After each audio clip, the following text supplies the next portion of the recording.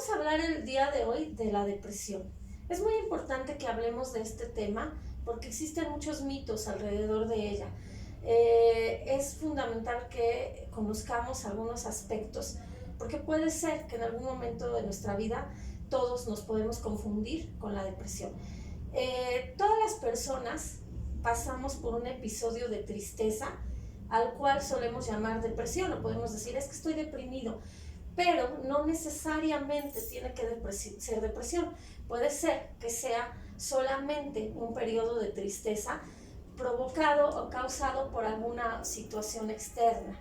Entonces, bueno, la depresión en realidad sí tiene que ver con esta tristeza generalizada, pero tiene ciertas características o ciertas sintomatologías que en este caso vamos a revisar. Cuando una persona, por ejemplo, expresa un estado de desánimo o tristeza que ya se prolongó más de 2 semanas, entonces sí podríamos hablar o pensar que se trata de una depresión.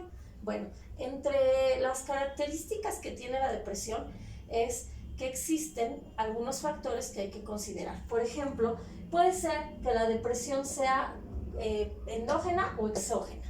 En este caso, podemos hablar de que puede ser de manera interna cuando la persona tiene alguna predisposición genética hereditaria y en algún miembro de la familia ya existió algún antecedente de depresión o tiene algún familiar con depresión. Entonces podemos considerar que hay una predisposición genética.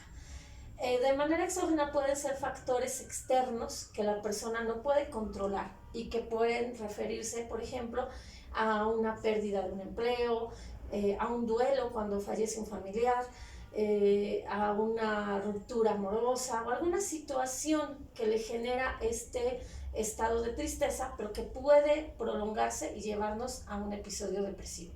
Entonces, bueno, esto hay que considerarlo porque es muy importante.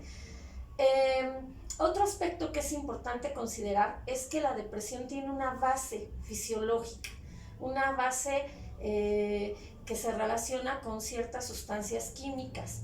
No olvidemos que nuestro cerebro en realidad procesa sustancias químicas y que el cuerpo humano funciona a través de estas sustancias químicas que constantemente estamos produciendo. En el caso de la depresión, lo que ocurre es que el sujeto que presenta este padecimiento va a tener un déficit o una baja en estos neurotransmisores, que son estas sustancias químicas que el cerebro no está produciendo de manera normal. Entonces, en este caso la serotonina y también la dopamina, pues son estas sustancias que de alguna manera hacen que se presente toda la sintomatología de una depresión. Aquí lo que se tiene que hacer es acudir con el médico psiquiatra, que será el encargado de suministrar fármacos que lo que van a hacer es recaptar estas sustancias químicas, a los que llaman entonces antidepresivos o recaptadores de serotonina o de dopamina. El médico valorará qué tipo de antidepresivo necesita el paciente y para ello, existen tratamientos. Tenemos, la terapia, en este caso, la terapia con un psicólogo también para que brinde un acompañamiento en el proceso y de alguna manera se puedan corregir algunos hábitos o algunas situaciones que acompañado con el tratamiento farmacológico pues lleven a la persona a superar este proceso o esta etapa de depresión. Existen algunos síntomas que tenemos que identificar y que son muy importantes porque estos síntomas nos van a permitir observar si estamos pasando por una depresión o si solo es un estado que puede ser pasajero, provocado por algo externo y que de alguna manera va a desaparecer. En este caso, los síntomas más importantes que se presentan en una depresión son los siguientes. Tenemos primero la desesperanza. En este caso, la persona va a experimentar esta como pérdida de la esperanza hacia la vida, hacia el futuro. Cuando dice la persona es que no tengo futuro, ¿para qué hago esto si ya me voy a morir o no tiene sentido? Es aquello a lo que nos enfrentamos cuando la persona ya no tiene esperanza, ya no quiere vivir, ya no quiere seguir adelante. Otra característica, o bueno, otro síntoma es algo que tiene que ver con aspectos fisiológicos, pero que es muy importante considerar, la falta de sueño. Puede ser que la persona duerma muy pocas horas, y por eso es muy importante en la terapia ahondar en ello, porque cuando se le pregunta al paciente, ¿cómo estás durmiendo? Y la persona nos dice, normal, me duermo a las 2 de la mañana y me despierto a las 7 o a las 8 de la mañana. Está durmiendo muy pocas horas. Entonces eso nos habla de un factor asociado a la depresión, porque normalmente el sujeto adulto debe dormir entre 7 u 8 horas. Pero si su sueño es de muy pocas horas y además está desajustados sus ciclos de sueño, no son en la noche, son en la mañana y por ratitos, o en todo el transcurso de la noche no duerme la persona y comienza a tener sueño en la madrugada y duerme pocas horas, estamos hablando posiblemente de depresión. Nos podemos ir al extremo, que este es común, pero en los adolescentes, cuando duermen mucho. No quiere decir que los adultos no lo experimenten, también puede ser una característica de la depresión en adultos, pero es más frecuente observarlo en adolescentes. Cuando se duerme quizás desde las 3 de la tarde, toda la tarde, y a lo mejor la persona se levanta un ratito, media hora, y vuelve a dormir toda la noche y hasta el otro día se levanta y duerme más de 10 horas, 12 horas. Entonces estamos hablando también de una depresión. Otra característica que podemos encontrar es la baja energía. A todos en algún momento nos ha pasado que de repente no nos dan ganas de hacer ciertas cosas. De repente decimos, hoy tengo flojera, a lo mejor no me quiero bañar. Hoy tengo flojera, no quiero salir a la calle. Pero solo es momentáneo, es normal que todos sintamos eso en algún momento. Sin embargo, la persona con depresión no lo va a sentir de manera pasajera. Es algo que va a sentir todo el tiempo.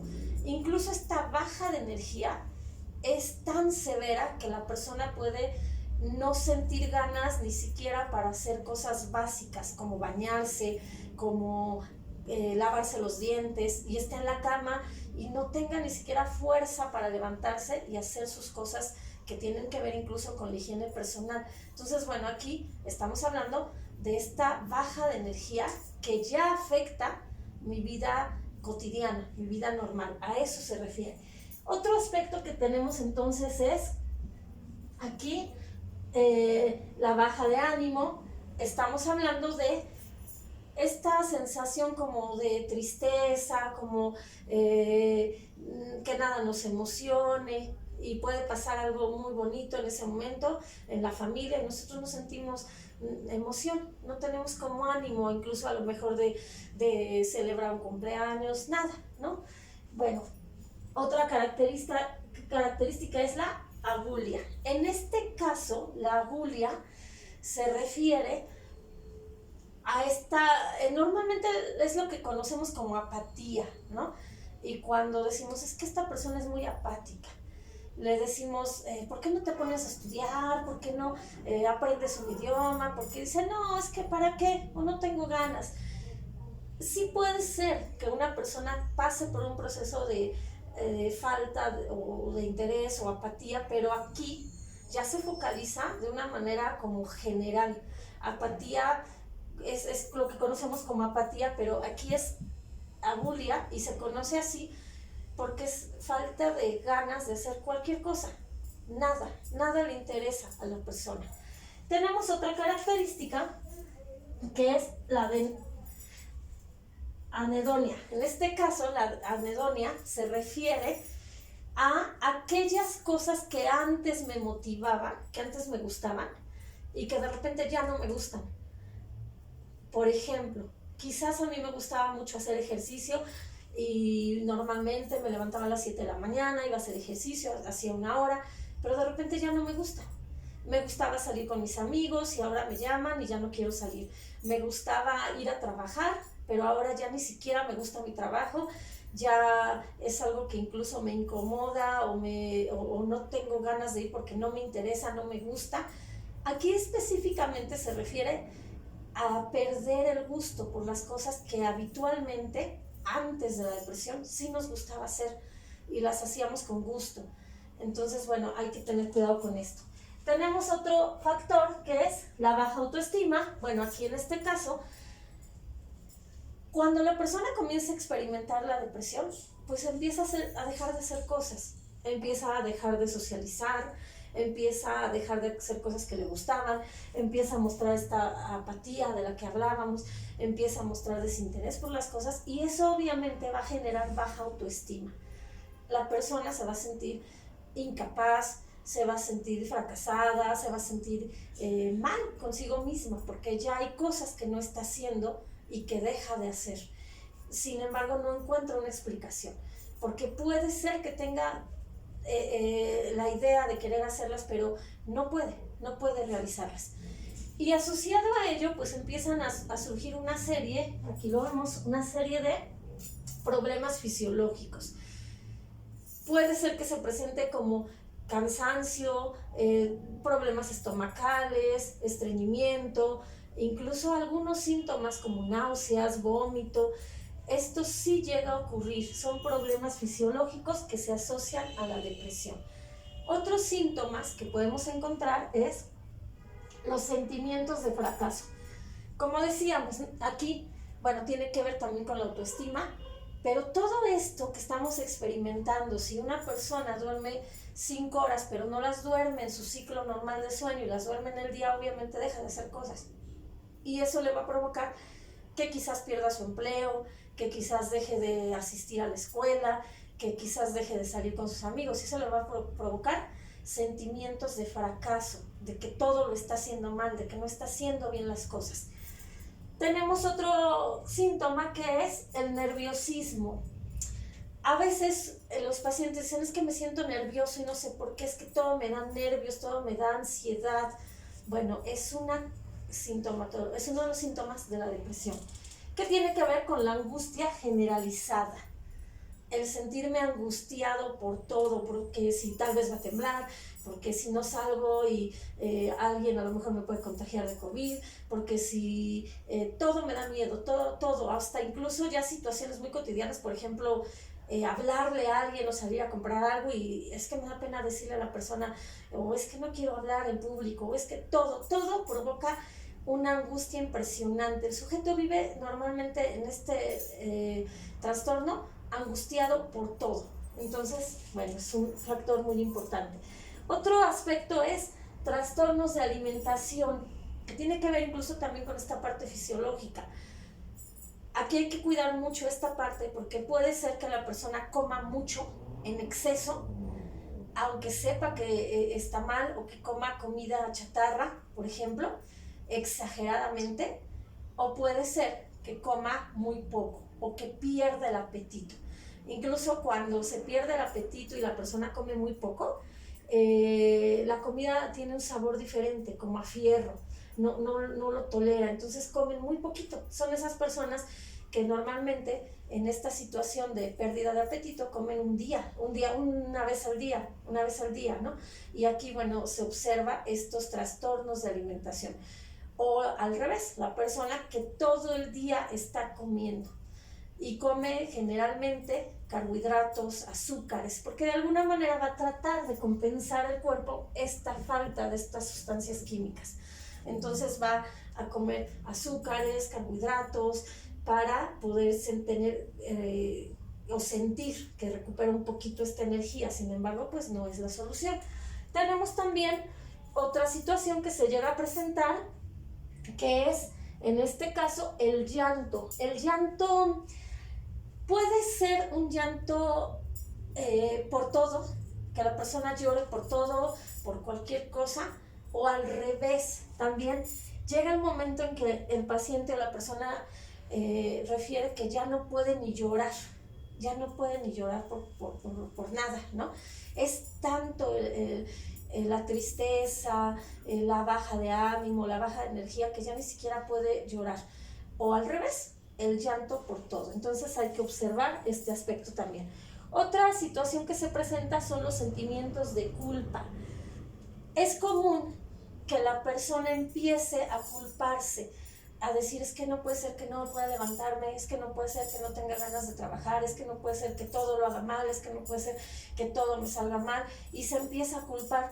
Pero incluso esa culpa puede ser hasta por situaciones pasadas, por situaciones que tal vez ocurrieron hace 10 años, hace 15 años, y que se presentaron en otro momento, en otro contexto, y la persona se empieza a sentir culpable, o incluso de situaciones ajenas a ellos. Por ejemplo, problemas familiares, problemas de la familia, en los cuales quizás no tenga tanta injerencia, pero se empieza a culpar de todo. Otra característica que podemos encontrar es, en este caso, los problemas cognitivos. Hay que tener cuidado aquí, porque la persona va a empezar a perder la memoria, no poder concentrar su atención en alguna actividad, tener estos olvidos de no recuerdo dónde dejé las cosas, no recuerdo dónde dejé las llaves del carro, no recuerdo dónde dejé el celular, quiero leer y no me concentro. Entonces va a haber fallas cognitivas, incluso para aprender. La persona no tiene la capacidad de aprender. Y quizás tampoco, cuando ya es una depresión grave, de tomar decisiones, porque estas fallas cognitivas no le permiten tomar decisiones adecuadas, porque no está razonando de manera clara. Entonces, esto es muy importante que lo consideremos. Bueno, tenemos otro aspecto que aquí vamos a considerar, que es la incapacidad para decidir, justo de lo que hablábamos. No es recomendable que una persona que está pasando por una depresión tome decisiones importantes, porque no está en un estado óptimo en relación a su equilibrio emocional. Entonces, lo más importante es que no se tomen decisiones óptimas, porque tal vez no sean las adecuadas. ¿Hasta qué momento? Hasta que la persona empiece a tomar un tratamiento terapéutico y farmacológico y empiece a tener resultados. Hasta ese momento puede ser que la persona empiece a tomar decisiones importantes, porque aquí, con las fallas cognitivas y esta dificultad para decidir lo adecuado, puede ser que no lo haga de la manera correcta, ¿no? Bueno, otra situación que tenemos o que se presenta es, en este caso, la dificultad o los problemas para relacionarse. Aquí, bueno, ya empieza a darse una ruptura en las relaciones interpersonales con los demás. Cuando la persona ya no quiere salir, se empieza a aislar, empieza a perder amigos, empieza a no socializar, incluso llega un momento en que se aísla, o las personas ya no quieren socializar con él o con ella porque todo el tiempo está triste, todo el tiempo está con un estado de ánimo bajo, entonces ya no socializa y se da una situación de aislamiento que aún afecta más todavía la condición del paciente. Entonces, bueno, ese es otro aspecto. Y tenemos, por último, bueno, aquí ya pues la parte social, ¿no? La parte social que también está relacionada, pero bueno, ya la persona no socializa en ningún contexto.